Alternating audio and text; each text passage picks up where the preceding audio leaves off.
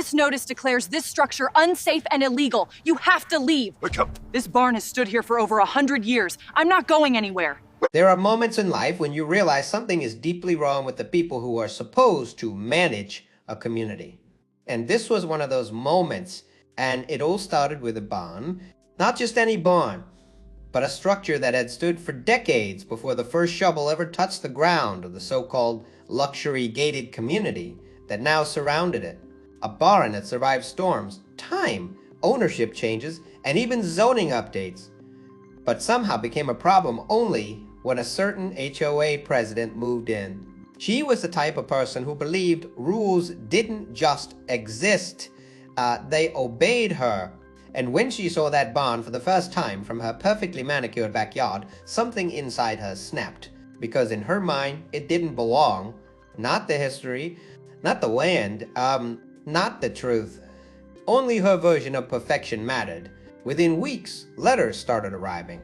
Then inspections, then complaints, then official notices claiming the barn was a violation of community standards. But there was one tiny problem she completely ignored. The barn was older than the HOA itself, older than her authority, older than the neighborhood she thought she ruled.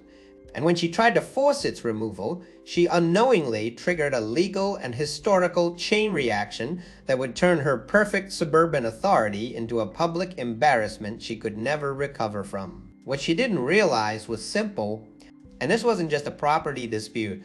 This was a war between entitlement and history, between control and documentation, between a self-declared HOA queen and a property owner who had every single receipt, permit, and legal record going back generations.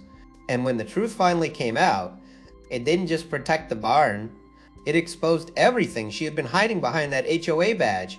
Bro, what happened next was not just satisfying, it was legendary in the entire county, and it all began with one letter taped to a barn door. A letter that she thought would scare me, but instead, it started her downfall. The first time I officially stepped into ownership of the property, it didn't feel like the kind of moment people usually imagine when they hear the word inheritance. There was no celebration, no excitement, no sense of sudden luxury, just paperwork, stacks of it, old land deeds, county registrations, agricultural exemptions, maintenance records, and faded surveys that have been stamped and restamped across different eras of local governance. And right at the edge of all those documents was the barn. It wasn't highlighted, it wasn't labeled as special, it was simply there. A structure that had existed long enough to outlast multiple ownership transfers, zoning restructures, and even the slow transformation of surrounding farmland into what would eventually become a planned suburban development. At the time, I didn't think much of it. To me, it was just part of the property, something functional, something old, something I assumed would quietly continue existing in the background of my life, like an unused shed or an abandoned utility structure. But the truth was far more complicated, because this wasn't just any barn, and the land it stood on was about to become something it was never originally intended to be surrounded by, a gated HOA community. At first, the development didn't seem like a threat. Construction crews came in gradually, clearing land, laying infrastructure, painting boundaries where open fields used to stretch endlessly. Marketing signs went up promising luxury suburban living, harmonized community standards, and architectural unity. It was a kind of language designed to sound peaceful while quietly enforcing strict control. And for a while, I simply observed it all from a distance. Then the houses arrived. Uniform rooftops, identical driveway layouts, manicured lawns that looked almost artificial in their consistency, and with them came the final layer of transformation, the HOA. That's when everything changed, because the moment the first residents moved in, so did the rules. At first, there were small things, mailbox standards, fence height limitations, and lawn maintenance schedules. Nothing unusual for a planned community, but within weeks, the tone shifted. Rules stopped feeling like guidelines and started feeling like enforcement mechanisms. And at the center of that enforcement structure stood one person. the HOA president, she wasn't the founder of the HOA, but she quickly became its loudest voice, the most active enforcer, the most opinionated decision maker, the kind of person who treated every deviation from uniformity like a personal challenge to her authority. And then she saw the barn. It happened on a late afternoon when sunlight hit the property at an angle that made the old wooden structure stand out sharply against the newly constructed homes. To her, it didn't look historic. It didn't look meaningful. It looked wrong, out of place, uncontrolled, and that was all it took. Because people like her don't evaluate context first. They evaluate disruption. Within days, I received the first letter. It was formal, printed on HOA letterhead, and filled with carefully structured language designed to sound legal even when it wasn't. It referenced non-compliant structural presence, visual inconsistency, and community aesthetic violation. At the bottom, there was a request disguised as a demand. Please remove or modify the structure in question. I remember reading it twice, not because I was confused, but because I was trying to understand how someone could be so confident while being so incorrect. But I didn't respond immediately because I already knew something she didn't, and the bard had documentation, not just old memories or verbal history, but actual legal records. And those records predated everything she thought she had authority over. 5. Still, I stayed quiet, because in situations like this, silence reveals intention, and escalation reveals personality, and she escalated quickly. The second notice arrived within a week. This one was more aggressive. It referenced compliance deadlines. It introduced vague consequences. It implied fines and enforcement actions, and it carried a tone that suggested she believed resistance was temporary. That was the moment I realized this wasn't about the barn at all. It was about control. She didn't want to preserve community standards. She wanted to define them unilaterally, and the barn, standing there long before her rules existed, represented something she couldn't tolerate. A boundary she didn't create, a structure she didn't approve, a piece of land that refused to acknowledge her authority. Meanwhile, life around the neighborhood continued to adjust to its new identity. Residents began learning the rhythm of HOA living. Some accepted it, some ignored it, some quietly resisted, but most were simply adapting, as people tend to do when structure is imposed gradually rather than all at once. And in that environment, the barn became an anomaly. Some neighbors looked at it with curiosity, others with indifference, a few with quiet appreciation, especially those who had lived in the area before the development began and remembered what the land used to be. But the HOA president saw none of that nuance. To her, it was a violation that needed correction. And so she escalated again. This time, she initiated a formal inspection request. That's when I started organizing everything, not emotionally, not reactively, but methodically, because there's a difference between being annoyed by authority and being prepared for it. I pulled every document I had, original land deeds, county agricultural classifications, historical zoning records, utility exemptions tied to pre-development structures. 6. And the more I gathered, the clearer the picture became. The bond wasn't just old. It was legally protected under conditions that the HOA hadn't even considered when drafting their community rules. But I still didn't present anything. Not yet. Because I needed to understand how far she was willing to go on assumptions alone. And she was willing to go very far. Within days, she began involving other board members. Emails circulated among residents. Subtle pressure started forming around the idea that the bond was problematic. Not illegal yet, not confirmed as a violation, just framed that way.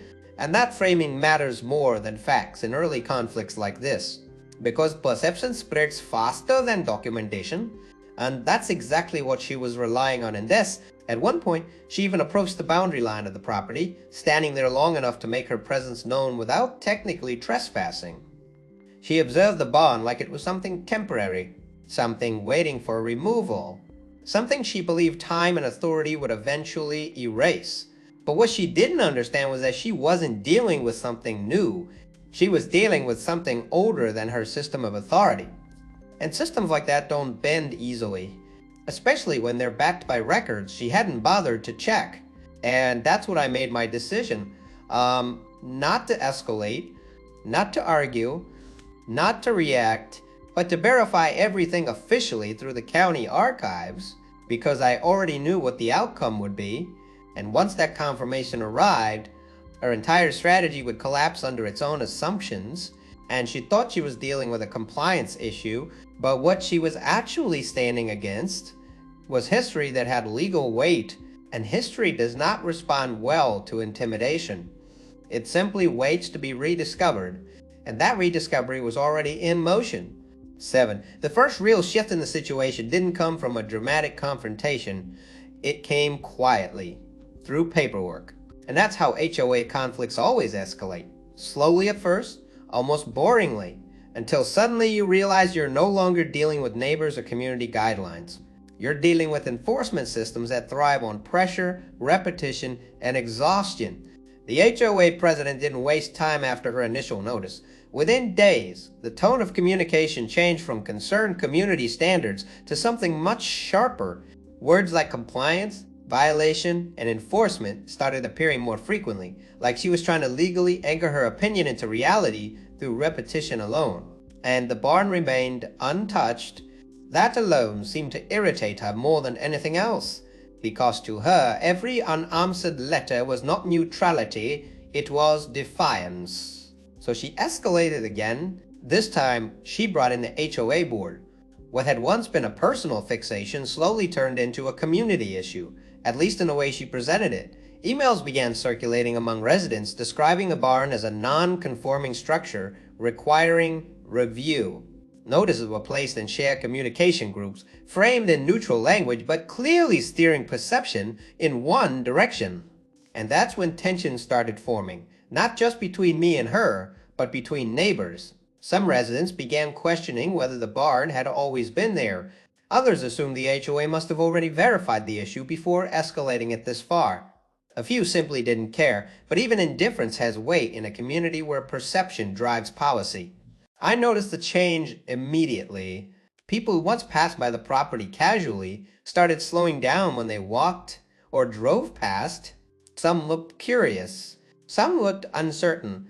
A few looked like they were already mentally preparing for the barn's removal, as if it was a foregone conclusion. 8. And that's when I realized something important. She wasn't just targeting the barn. She was shaping narrative control, because in HOA environments, the first person to define the problem often defines the outcome.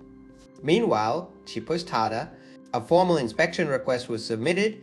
This wasn't just another letter anymore. It was an attempt to involve external validation, the kind that could be used to legitimize her claims if it went her way. But it also meant something else. She was no longer acting informally. She was building a record. And records once created cannot be easily erased. I could feel the shift in pressure even before anything official arrived. The atmosphere around the property changed. Conversations nearby grew quieter when I passed. There was a growing sense that something was about to happen, even though nothing visible had changed yet. That's the strange thing about controlled communities like this. Conflict doesn't need action to feel real. It only needs structure. And then came the first real moment of tension. She personally came closer to the property line again, this time not just observing, but documenting. Standing still, taking notes, looking at the barn like she was building a case instead of forming an opinion. It wasn't aggressive in the traditional sense. It was worse. It was procedural aggression, the kind that assumes authority is already granted and only needs confirmation. And that's when I understood the direction this was heading. She believed escalation would force compliance. I knew escalation would force exposure, because the more attention she brought to the barn, the more inevitable it became that someone with actual jurisdiction, would eventually have to verify the history behind it. And that was something she hadn't accounted for. Not even once? Still, she continued, not because she had new evidence, but because she didn't know how to stop. 9. And in situations like this, that is the most dangerous phase of all. Not anger, not conflict, but momentum without understanding. And by the time she realized what she had triggered, it would already be too late to quietly reverse it. The turning point didn't arrive with noise. It arrived with a stamp. Official, cold, unavoidable.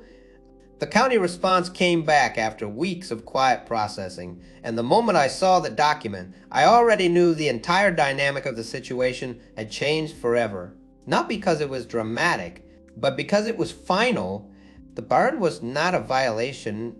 It was not a zoning issue. It was not subject to HOA authority at all. In fact, the records confirm something far more damaging to her entire argument, something she never bothered to investigate before escalating the situation so aggressively. The barn predated the HOA by decades. And more importantly, it existed under a protected agricultural classification that placed it outside the scope of HOA enforcement entirely. That single detail didn't just invalidate her claims, it erased the foundation of her authority over the situation. But the real collapse didn't happen yet.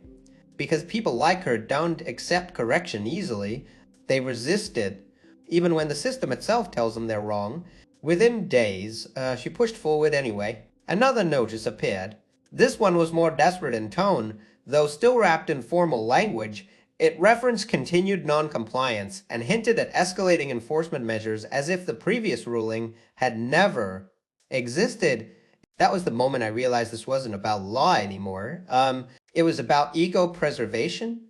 She couldn't accept that she had been wrong publicly, especially after involving other board members and neighbors in her interpretation of the situation. So she doubled down, and that's when the real reversal began.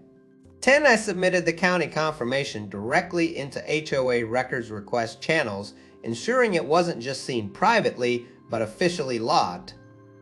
No emotion, no commentary, just documentation. And that forced a response she couldn't control. The board meeting that followed was the first time she lost narrative dominance, because now she wasn't presenting an issue, she was defending one, and the document did all the talking. The barn wasn't a violation. The HOA had no jurisdiction over it, and any enforcement action taken after official clarification would be considered overreach. That word mattered. Overreach. Because it carries consequences beyond embarrassment. It carries liability. For the first time, her control started slipping in real time. What had once been confident messaging turned into fragmented explanations. What had once been certainty turned into hesitation. And the neighborhood noticed. Quickly, residents who had been neutral began questioning why such an aggressive campaign had been launched without proper verification. Others quietly stepped back from supporting her decisions. Even those who didn't care before started paying attention now, not because of the bomb, but because of how the situation had escalated unnecessarily. And then came the final moment, a formal HOA retraction notice, quietly issued, carefully worded, but unmistakable in meaning. All enforcement actions related to the bond were withdrawn, and no fines, no violations, no further claims, just silence where authority used to be. And for her, that silence was louder than any confrontation could have been, because she didn't just lose the argument, she lost control of the narrative she had built around it. The bond stayed exactly where it had always been. Unmoved, unchanged, unbothered, and now officially protected by the same system she tried to use against it. After the retraction notice, something strange happened in the neighborhood. 11, not immediately loud, not dramatic, just quiet. The kind of quiet that settles after a storm when everyone steps outside to assess what's left standing. The barn remained exactly where it had always been. No modifications, no restrictions, no forced compliance, just a structure that had quietly outlasted yet another attempt to redefine its existence. And for the HOA president, the aftermath was far more damaging than any public confrontation could have been. Because in HOA environments, authority doesn't collapse through conflict. It collapses through loss of credibility, and that loss spread gradually. At first, it was subtle changes in behavior. Board members speaking less confidently during discussions, emails becoming more cautious in tone, decisions that once carried certainty now requiring further review or additional clarification. The energy had shifted. People who once deferred to her judgment started double-checking details independently, not openly challenging her, just no longer trusting automatic conclusions. And that change, once it begins, is almost impossible to reverse. And meanwhile, life around the barn returned to normal. The same residents who had once slowed down to observe it began passing by without hesitation again. Some even started acknowledging it differently now, not as a problem, but as a landmark that had been there longer than anything else around them. A few older residents quietly shared fragments of memory, confirming what the documents had already proven.